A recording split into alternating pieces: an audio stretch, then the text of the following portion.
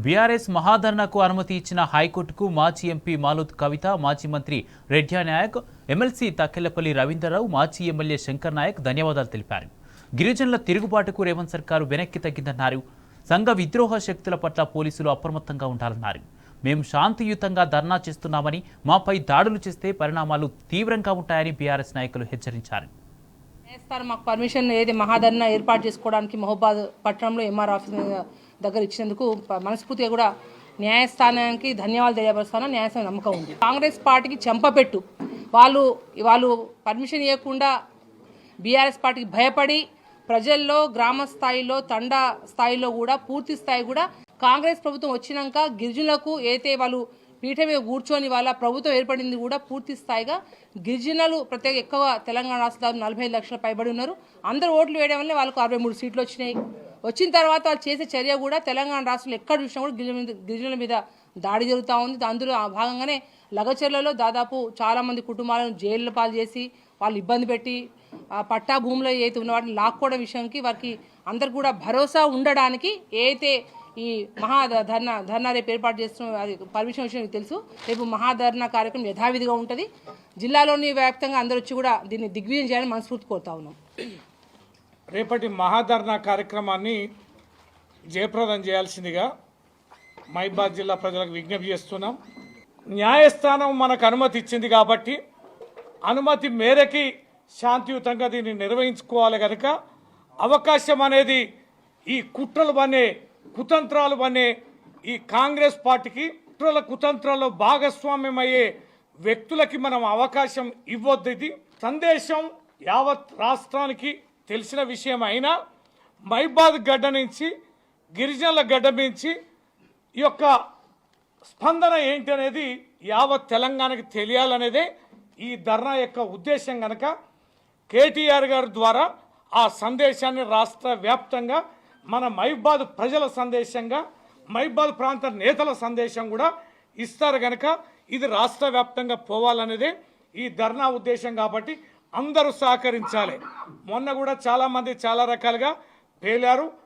శాంతియుతంగా జరిగే దానికి మేము అడ్డంకులు చేస్తామని, రాళ్ళతో కొడతామని, ఎట్లా వస్తారో చూస్తామని ఇలాంటి సంఘ విద్రోహ శక్తులుగా మారే వ్యక్తుల మాటల్ని పోలీసు వారు మీరు కఠినంగా వ్యవహరించాలి.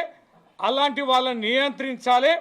కోర్టు విజ్ఞప్తి మేరకు నిర్వహించుకుంటున్న ఈ సమావేశం మీ శాంతియుతంగా జరపాలనుకుంటున్నాం. కొడంగల్ నియోజకవర్గం లగచర్లలో గిరిజనుల మీద జరిగిన దాడి అనుకోండి, దుర్మార్గమైన చర్య అనుకోండి, అన్యాయంగా అరెస్టు చేసి జైలుకు పంపడం అనుకోండి, అమాయకులైనటువంటి గిరిజనులు పేదలైనటువంటి మీద దాడిని ఖండిస్తూ రాష్ట్రంలో ఉన్న గిరిజనులందరికీ ఇక ముందు ఇటువంటి అన్యాయం జరగకుండా ఉండాలనే ఉద్దేశంతో రేపు మా బీఆర్ఎస్ పార్టీ వర్కింగ్ ప్రెసిడెంట్ తారక రామారావు గారి నాయకత్వంలో ఆయన ఆధ్వర్యంలో బీఆర్ఎస్ పార్టీ ధర్నా ఏర్పాటు చేయడం జరిగింది.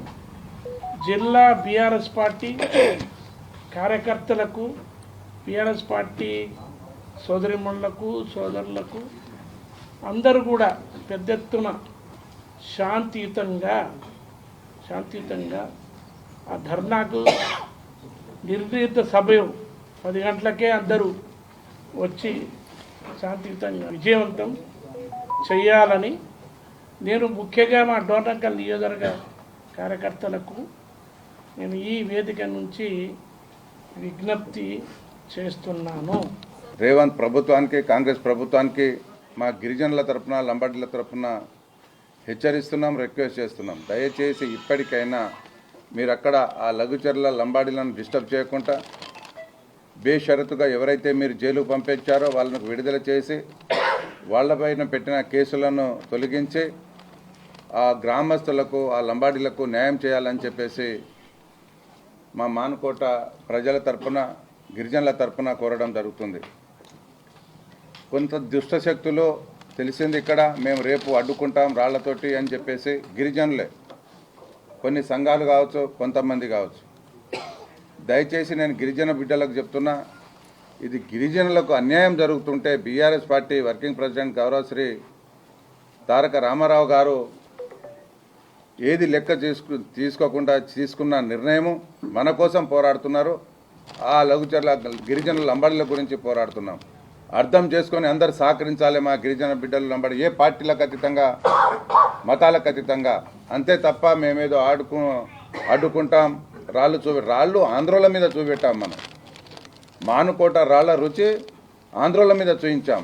అంతే తప్ప మన తెలంగాణ బిడ్డల మీద కాదు, గిరిజనుల మీద కాదు.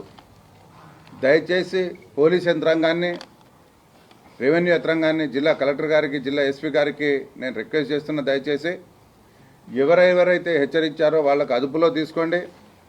ఒకవేళ బలవంతంగా వాళ్ళు ఏదైనా చేస్తే మాత్రం పరిణామాలు చాలా తీవ్రంగా ఉంటాయి. దానికి మూల్యం